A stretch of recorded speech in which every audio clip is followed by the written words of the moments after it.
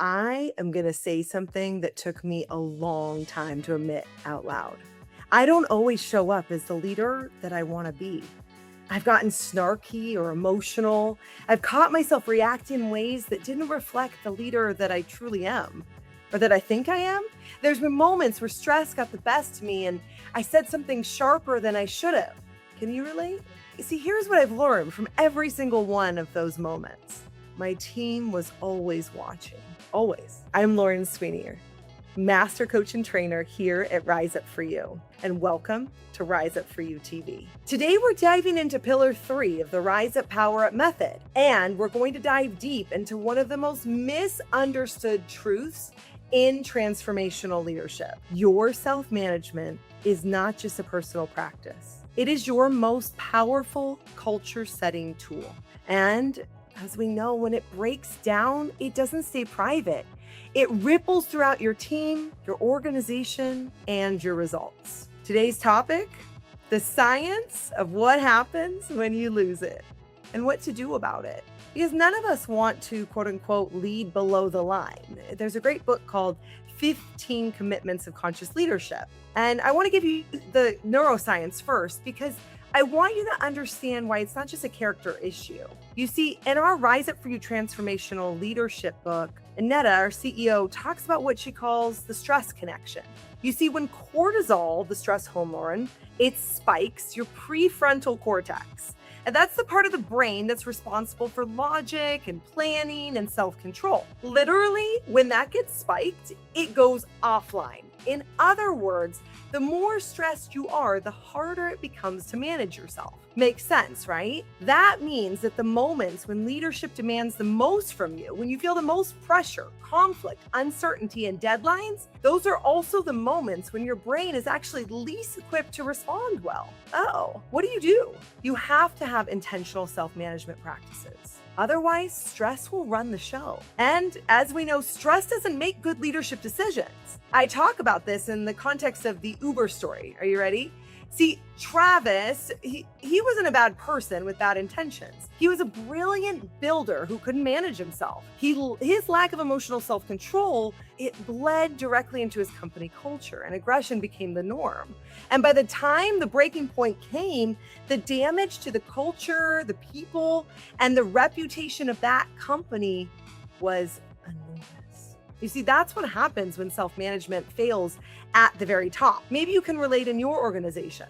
See, the cost is never just personal. And I mentioned earlier that 15 commitments of conscious leadership, they talk about leading above the line, the leader you want to be, and below the line, which is the leader that's under stress. Now, let me give you just a contrasting example that I also share. It's in the book, actually. Jacinda Ardern is a former prime minister of New Zealand. And when the Christian church mosque shootings occurred in 2019, killing over 51 people, Ardern faced a moment that would break most leaders. She didn't lash out, though. She didn't deflect. She didn't collapse under pressure. Her first words to the nation were simple: "They are us." Her emotional steadiness gave her country a sense of unity in a moment of unimaginable pain. She modeled empathy, not panic. And she set a tone of compassion, not division. And because she managed herself, she was able to lead others through a crisis that really could have torn the country apart. Ardern showed the world that what happens when leaders regulate themselves well. Trust deepens and culture, it strengthens and people rise above the fear. You are probably not running Uber or leading a nation. However, the principle is exactly the same. Your self-management determines how others experience you. If you lose control, your team loses faith. If you regulate yourself, your team finds stability. So your nervous system needs stability. You remember Maslow's hierarchy of basic needs. It's really important that we have that level of regulation. Otherwise, it's very difficult for our team. Let me give you a practical tool that you could use. And this is one of the things that I teach in our Rise Up For You methodology with our trainings and our coaching clients. It's something that we call the fuzzy 4. There's 4 main areas that drain leaders the most, often without them realizing it. And it directly affects your ability to self-manage. You ready? First, people. Who you surround yourself with either drains your energy or sharpens you. Some people fuel your growth and others suck the life out of you. You know the difference. Number 2, food and drinks. What you put into your body is not just about health. It affects your mood, your energy, and how patient you are when the stakes are high and pressure hits. And patience, just as we've established, is the foundation of self-regulation. Number 3, remember it's the fuzzy 4, social media. The endless scroll is the fastest way to lose hours of focus and even self-worth, honestly. Comparison and distraction come at a real cost to your leadership capacity. And number 4, what you watch and hear. The content you take in is programming your brain. Toxic news, gossip, and negativity will not make you a sharper leader. They will weigh you down. And a weighted down leader is a reactive leader. And I know that's not how we want to be. And I want to be honest with you here. Leaders who do not manage themselves, we pay for it in other areas. Our communication suffers, our focus disappears, our behavior shifts in ways that sometimes we don't even notice. And ultimately, we hit burnout and we don't recognize ourselves. Have you been there? I know that I'm not alone. But here's the good news. Self-management, it's not about perfection.